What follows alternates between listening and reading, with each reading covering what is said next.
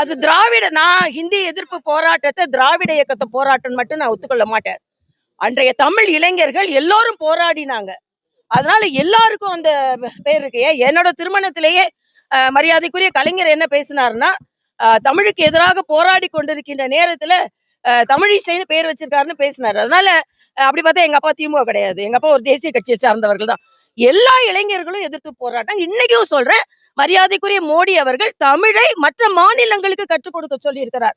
இன்னைக்கு உத்தரப்பிரதேசத்துல உள்ள குழந்தைகள் தமிழ் கற்றுக் கொண்டிருக்கிறார்கள். நாம எங்கேயுமே ஹிந்திய திணிக்கல.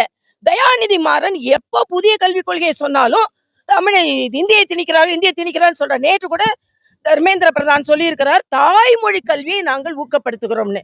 அதனால இனிமே திமுகவின் ஹிந்தி எதிர்பார்க்கட்டும், மத்திய அரசு எதிர்பார்க்கட்டும், பருப்பு வேகாது. இப்ப எங்களோட பொங்கல்ல பருப்பு வென்று கொண்டு இருக்கிறது. ஆக எங்க பருப்பு இனிமேல வேகும், எங்க பொங்கல் பொங்கும், அவங்க பருப்பு இனிமேல் வேகாது என்பதை நான் தெரிவித்துக் கொள்கிறேன். ஏன்னா அவங்க சொல்வது வெறுப்பு அரசியல், வெறுப்பு அரசியல். பருப்பு இனிமேல் வேகாது, அதுவும் பொங்கல்ல இருந்து வேகவே வேகாது.